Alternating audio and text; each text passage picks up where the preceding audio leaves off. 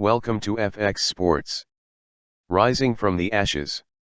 At the time of starting to write this piece, Newcastle United stood in second place in the Premier League, albeit with Arsenal and Man City having a game or two in hand. It barely seems real that Newcastle United are having the kind of season so far that hasn't been seen since fully 2 decades ago, in the highest highs of the Sir Bobby Robson era. Just a year ago, things were still looking very precarious indeed, 2 months into the new ownership and still looking for the second Premier League win of the season. In 2022, Eddie has won us 21 of 35 Premier League games, with the team scoring 57 goals and conceding 31. Let me contrast that with the stats before the 22nd of January 2022, the day of our away fixture at Leeds United.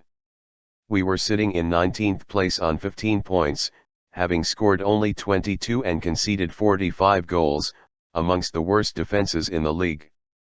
And let me go back again to the record this season after 16 games.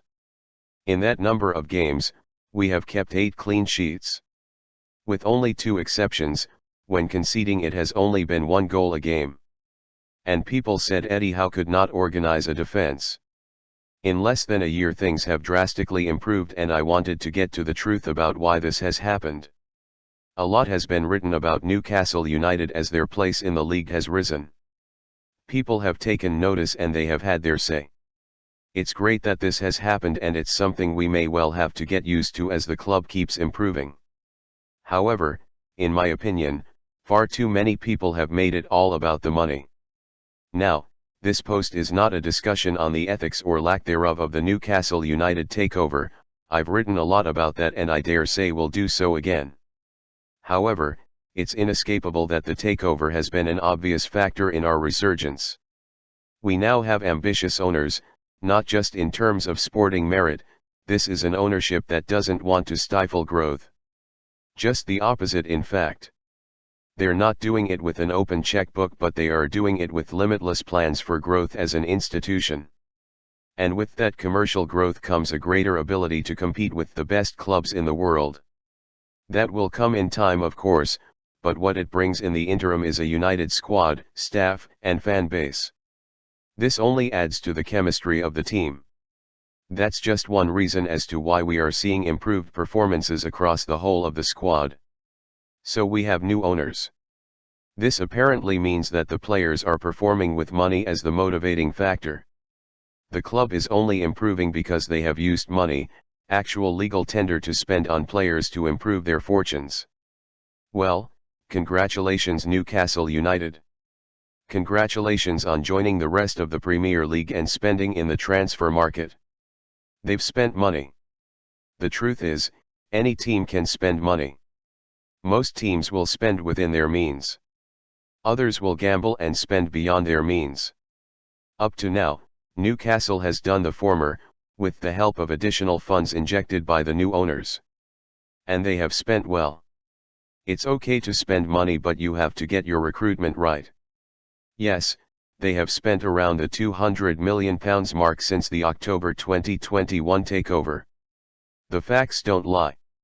However, let's dig down into a little bit of the detail, because this is important. The reason they have been able to spend this amount and stay within FFP rules, is due to the low spend during the Mike Ashley era. This is how we were able to bring in the likes Trippier, Chris Wood, Bruno Guimaraes, and Dan Burn in January, then Isaac, Targett, Batman and Pope in the summer. A massive negative, one of the many, of the Mike Ashley years was that incredibly, he didn't increase the commercial revenues at all in the 14 years he was at the club. This is set to be a massive growth area, which in turn will significantly help when it comes to FFP. I have outlined the 2022 signings above, but what on earth has happened to the players that were already here? How have they managed to up their game in the last year? For the answer to that, we need look no further than Eddie Howe. Oh my goodness me. There have been many times I have stepped back and thought, how lucky are we to have this man at our club? This is a man who is absolutely obsessed with football. He has completely changed our mentality, our ambition, our belief, the way we train and the way we play. He represents us so well in the media. He is affable and professional, he is grounded, and you can see the pride he takes in being our manager. It has been a joy to see the way he talks about our club and how that transmits to the players and the fans. In contrast to the previous manager, he's not just here to tick along and hope for the best. He is here to compete and try to make sure we become the best. He has the will, the ability, and the resources to slowly but surely help this club achieve anything it wants.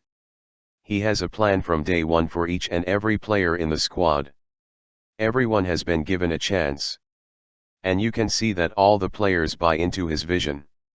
Joe Linton is the biggest example of this.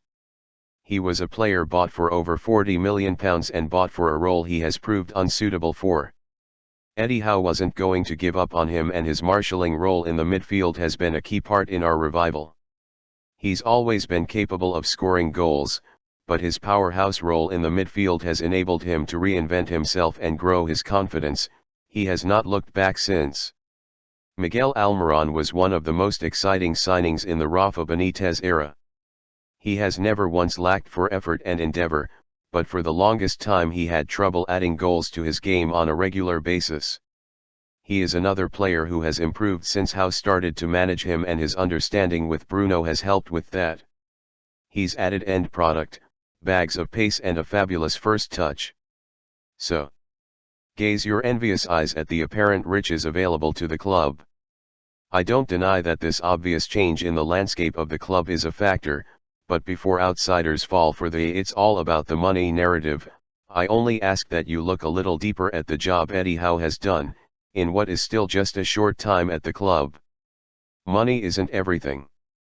It has to be invested in the right way, and so far everyone involved at Newcastle United these past 14 months has done just that.